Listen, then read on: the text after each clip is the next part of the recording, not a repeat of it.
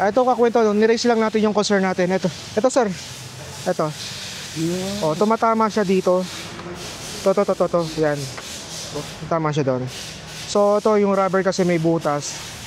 Kasi nung una, ano na to, gas-gas lang to eh. Ngayon, sabi ko, inisip ko, parang may butas na. Hawakan nyo sir yung ano, yung pinaka-stand niya para makita niya tumatama. Ito mismo. Ganyan niya siya to. Para makita niya na tumatama siya doon. Yan, tumatama siya. Right. Tumatama talaga siya.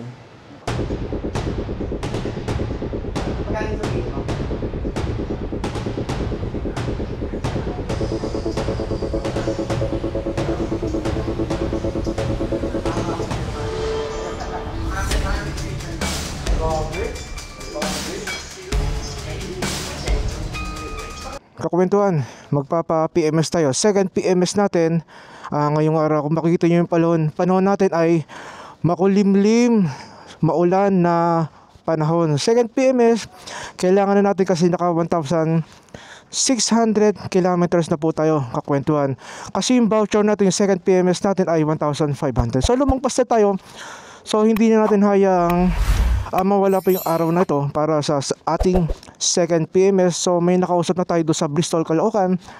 At tayo na yung pinaka last na gagawa ng PMS. So naka full gear tayo. Ayan po. Kasi nga kanina na lang malakas yung ulan. So makikita yung panahon natin medyo tumili lang kahit paano, kakwentuhan. Ngayon ay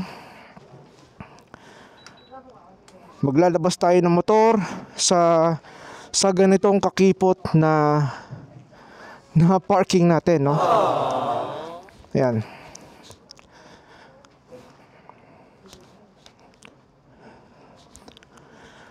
So ipapakita natin kung paano tayo nagpa-park dito. Yan, ito palabas tayo yung kakwentuhan na. Yan.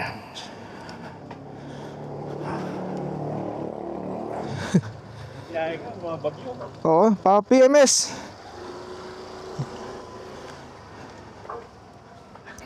Pagas muna tayo dahil 1 bar 95.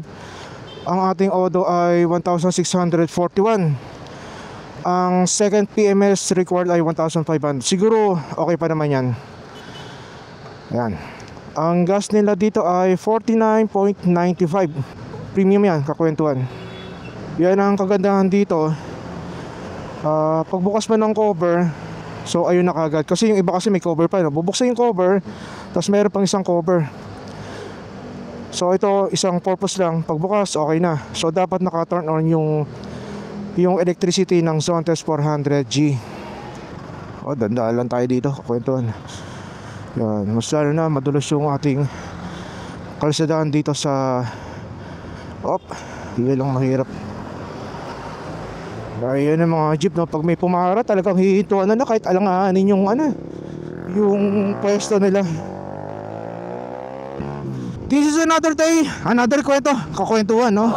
Ang PMS, napaka-importante niyan sa isang sasakyan, mapamotor man yan o sasakyan yan na 4 wheels na kahit anong sasakyan yan, kakwentuhan. Kasi pag hindi mo yan ginawa at pag hindi mo yan sinunod, nako, patay tayo dyan. Masisira ang inyong engine. Kaya napakahalaga ng schedule ng PMS, kakwentuhan, no?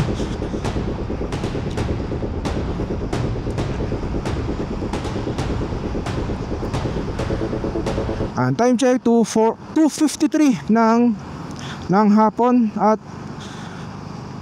kahit paano tumila ng bahagya yung pag-ulan dito sa Metro Manila. Nabalitaan natin, no, nakita natin sa mga social medias o TVs yung Cagayan, La Union, no, talagang binaha talaga. Bicol, Legazpi. Yan, sana ma-aksyonan kagad ng mga local government o ng ating gobyerno yung mga nasalanta ng bagyo o yung mga naapektuhan ng bagyo natin. Yan, madulas yung kalsada dito, kakwentuhan. Ingat-ingat po tayo, mas lalo na sa mga nagmumotorsiklo ngayong araw. Yan, after neto ng PMS, pupunta tayo ng hardware para bumili ng screw o bolt na M8 yung size para sa ating top box, kasi hindi fitted yung base plate ng ating top box sa nabili nating rear rack sa Shopee. Yan, wala namang problema doon kung hindi fitted. Gagawin natin ng paraan para ma-screw natin yung base plate doon sa ating rear rack ng ating Zontes 400G. Yan, marunong naman tayo mag-cut kasi may mga gamit naman tayo tulad ng grinder, yung pag-drill, at yung machine welding. Babanggitin naman natin mamaya after ng PMS kung magkano yung nagastos natin para sa ating second PMS ng ating Zontes 400G. Kasi nung unang first PMS natin, ang alam ko nasa 1,600, no? Ngayon kaya nasa magkano? Kasi may 4 tayong voucher, nagamit natin yung isa. Meron pa tayong 3 voucher. Ang free labor kasi 4, no? Isang 500 kilometers, 1,500 kilometers, 3,000 kilometers at 6,000 kilometers. Yan po yung free labor. Yan. Dapat nga free na rin yung oil, no? Kasi ano mo, sa sasakyan, sa Toyota Veloz, sa Toyota, sa 1 year, no? Kasi naka-4 tayong PMS, lahat libre yung oil, lahat libre, wala kang babayaran. So unless kung meron kang ipapa-modified dun sa sasakyan mo, the rest wala ka nang babayaran. Dapat ganun din sa motorsiklo. Baka naman, no? Maisipan, no? Grabe itong Zontes 400G, napakatipid sa gasolina. Imagine mo, yung 300 pesos natin, 1 bar kanina, no? Umakit ng 6 bars.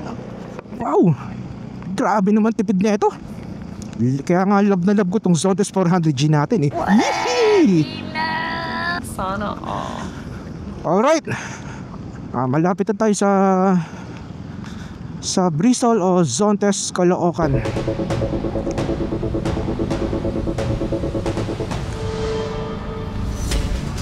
Yan.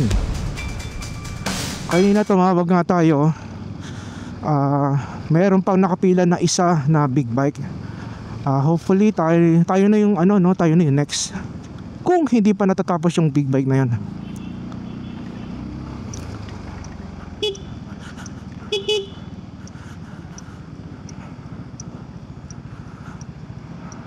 Yan, ito yung kanilang nabukas na, no? Nabukas na yung kanilang para sa PMS. Sir, magandang maulan na hapon. Magandang maulan na hapon. PMS? Yes, second PMS, habol ako. Lang naman, no? Oo, nakakontak ko na si itatabi muna natin itong ating 360 cam.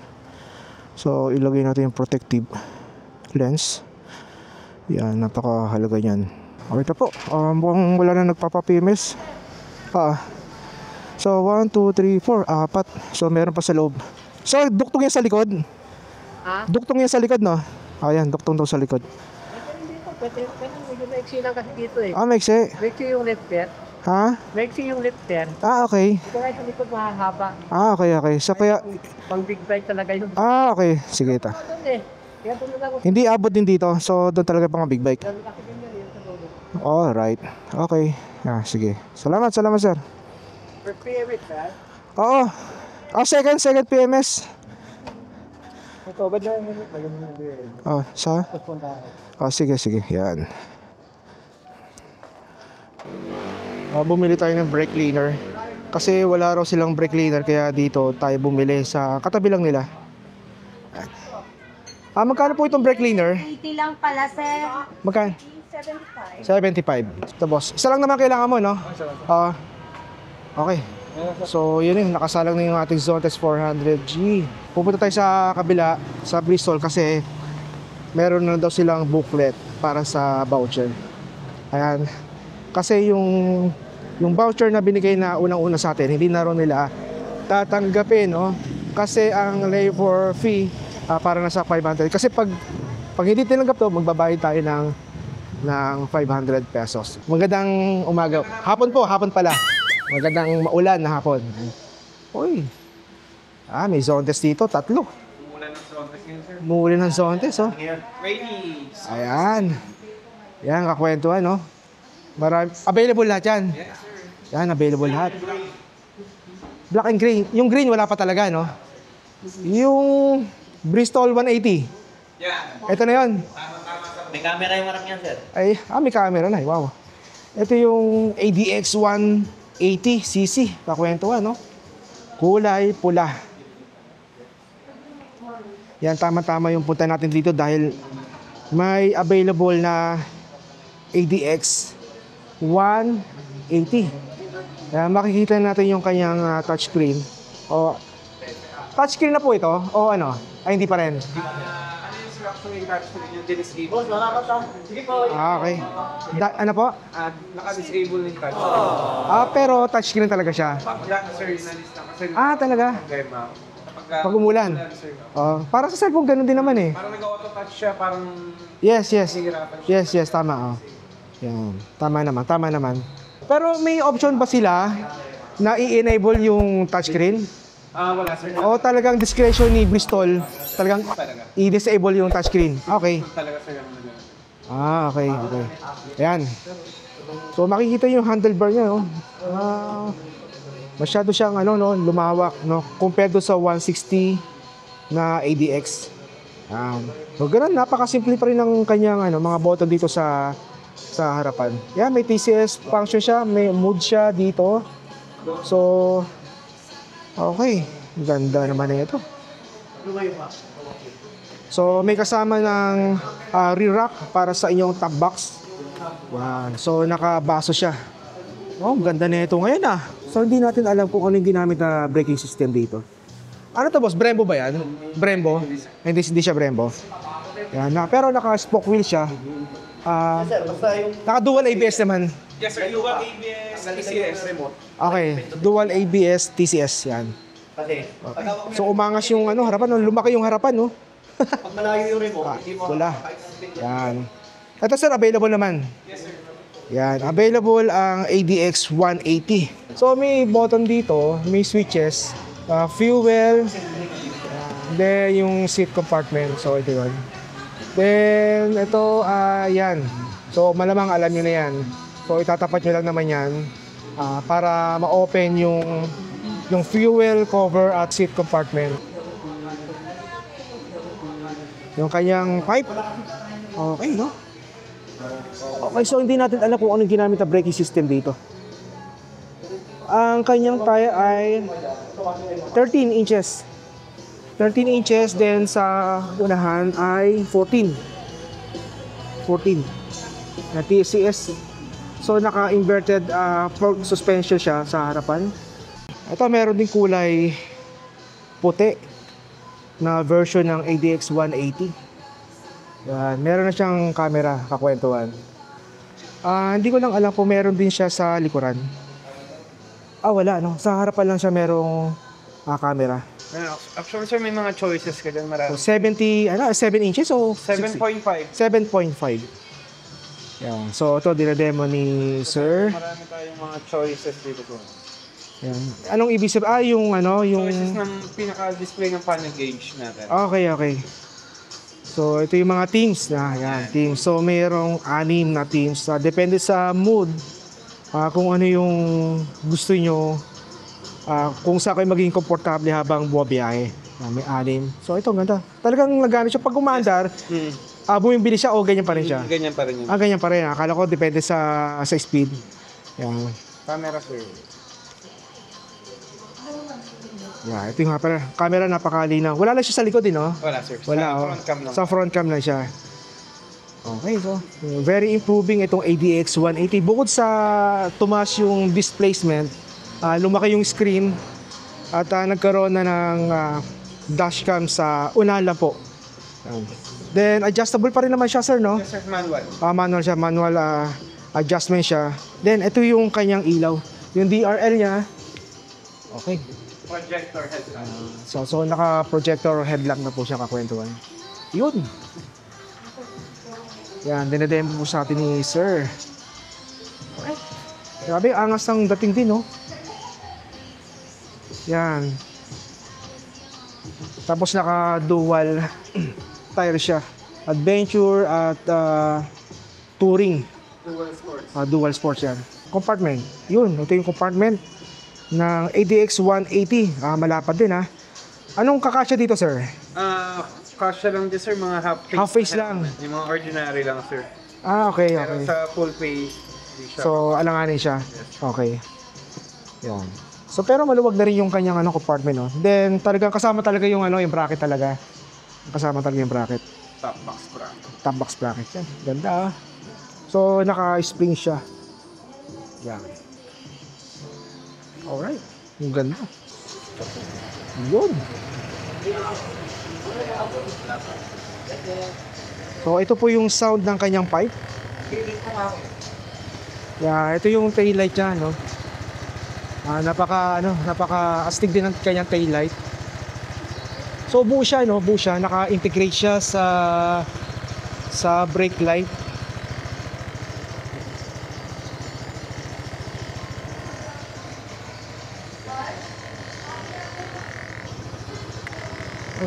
So ito lapad, oh. Ang lapad ng taillight niya.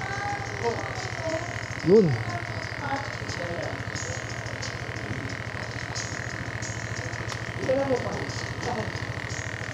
So nagba-vibrate siya dahil sa kanyang pero wala talaga yan. Normal lang yan kasi sumasahid sa plastic. Kaya kung narinig nyo, Vibrate. oo. Vibrate.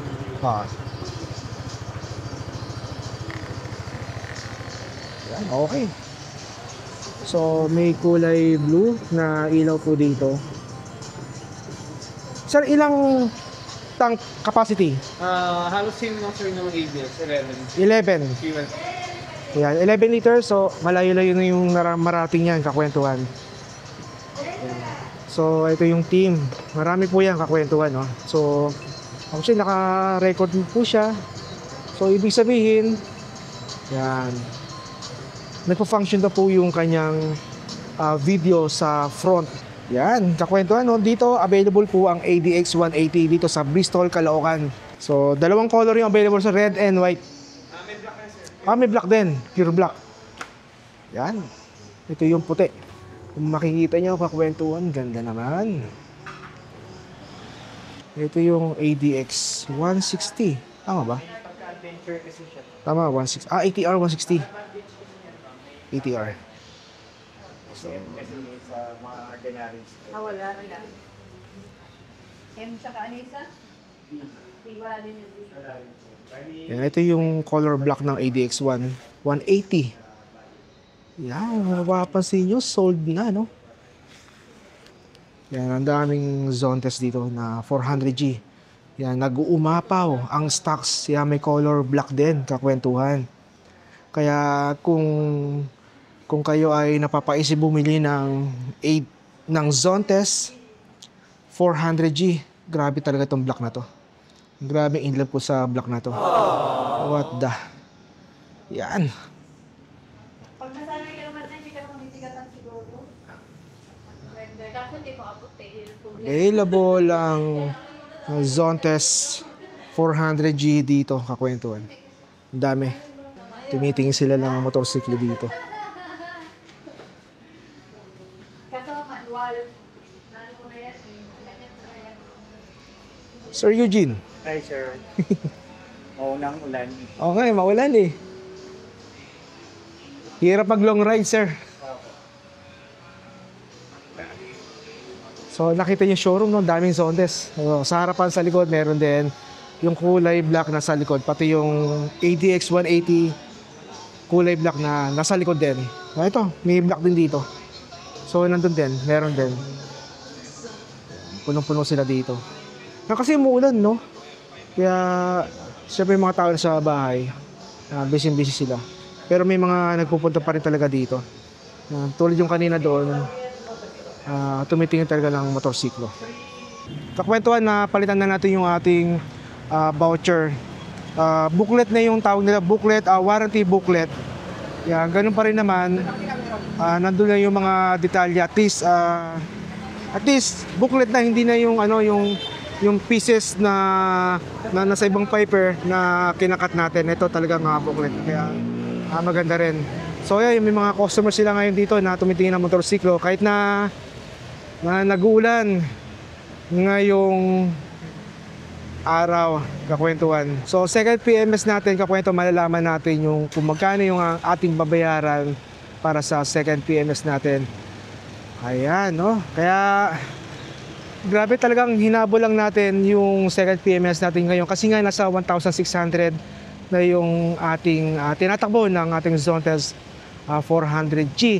Then next PMS natin, yung third, ay nasa 3,000 kilometers bago tayo magpa-PMS ulit. Siguro kailangan makapag-travel pa tayo ng malalayong lugar. Siguro inisip ko next muna, next pag humupa na yung bagyo, gumanda na yung panahon, sa Marilake, parang sinatawag nila Little Bagyo. Yan yung pupuntahan natin sa susunod. So natapos na yung ating PMS, pati yung ating pina-adjust dun sa ating compartment, yung rubber at yung upuan. Kaya ito ay babiyahin na tayo. So actually mula na yan, so extended sila yan kasi yung parts daw nanggaling pa sa warehouse nila. Yan, congratulations po sa inyo at nagkaroon po kayo ng masisipag na tao, Bristol. Ay, ingat sir ha. Thank you.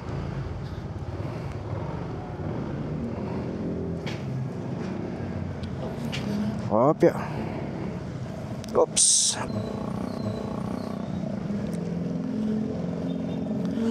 Okay, so hindi ko alam kung saan tayo dadaan. Daan tayo sa... Okay, dito pa rin tayo sa EDSA. Naka-reg signal papuntang kaliwa. Yan. Grabe. Grabe yung mga empleyado ng Bristol Caloocan. Napaka-asikaso nila. Okay, ito yung masasabi ko, no, after sales. Wala pong problema sa Bristol companies dahil napaka very approachable at na-accommodate lahat ng ating concern, no? Madali silang i-approach at inaasikaso kagad. Actually, natutuwa ko ngayong araw dahil nga yung concern natin, yung rubber nga tumatama doon sa upuan, inaksyonan nila kaagad, no? At si sir, napansin niya kasi meron tayong ginamit na seat cover. Siguro yun yung nagka-cause ng yung rubber ay nagiging flatted na, no? Kaya siguro na decision ako, tinanggal ko na yung ating seat cover para hindi lang ma-compromise yung rubber doon sa ating compartment. Yan, maraming salamat po sa inyo, Bristol, dahil naasikaso yung ating concern, no? Right now hindi na tumatama yung rubber doon sa may stand, doon sa may upuan natin. Yan, siguro ang gagawin na lang natin pag magpa-park tayo, tsaka na lang ilalagay yung seat cover natin. Yan, kasi wala namang upo ron since naka-park naman, no? Alright, second PMS, ang total ng ating nagastos ay 1,510. Yan, 2 liters of oil, pero hindi po yan nasagad dahil 1.55 lang yung capacity ng oil tank ng Zontes 400G. Mayroon pa tayong sobra na naiuwi na oil. Then yung oil filter around nasa 550. So kaya umabot ng 1,510. Then per liter ng oil ay nasa 480. So dalawa yan, times 2 na lang po natin kakwentuhan. Nandito tayo ngayon sa EDSA Caloocan. Yan, ingat lang tayo sa pagbiyahe dahil talagang maulan, no? Maulan. Mas madulas yung kalasadahan dito sa Metro Manila at sa mga karatig na probinsya. Naninibago lang ako sa upuan kasi pag nagbe-break tayo, pinapatulos ko talaga yung sarili ko para less hassle nila. Ngayon hindi, no? Hindi tayo dubudulas. Okay, second PMS. Yung next PMS natin, yung third PMS natin ay 3,000 kilometers. So matagal-tagal na araw o buwan na bubunoy natin para ma-accommodate natin yung 3,000 yon. So unless kung babiyahe tayo ng malalayong lugar, no? Yung order natin is 1,644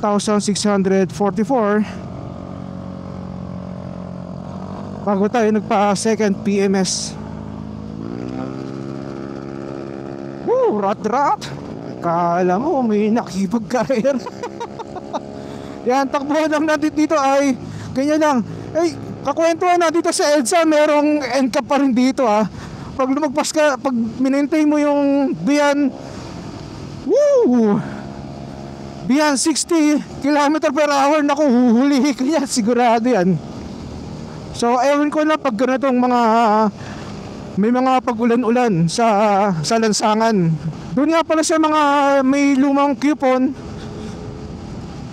papalitan nyo na yan kasi yung mga lumang coupon ay hindi na raw tinatanggap sa service center ng Bristol kasi nga luma na. Pwede naman yan papalitan sa Bristol din mismo, no? Bibigyan kayo ng warranty booklet na nakuha natin kanina lang. 1,510, not bad. So unless kung may mga papagawa tayo sa kanila, yan, kakwento ano, sasabihin ko na rin sa inyo regarding sa pipe, pag kayo ay nagpapalit ng pipe o kahit slip on lang yan, ay mabuboid na po ang warranty. 2 years warranty po itong zone test natin, kakwentuhan ha. Yan. Pero pag mga auxiliary, busina, yan, pag sa kanila ipapakabit, okay lang po yan, pero with charges na po yan. Pero pag sa iba nyo po pinakabit yan, nako, void na rin po ang warranty ng inyong zone test. Yan. Siguro dapat pag-isipan muna natin talaga bago tayo gumawa ng mga hakbang para sa modification ng ating motorsiklo. So mag-iikot-ikot muna tayo dito sa Metro Manila, no? Habang masarap bumiyahe. Kaka-PMS lang natin. Woo! Sarap! Magpapaalam muna tayo, kakwentuhan, no? Sa mga hindi pa nakakapag-subscribe, kakwentuhan, makikisuyo po tayo, kakwentuhan. Please subscribe to my channel, si Pepe at ang kwento. Thank you very much, kakwentuhan.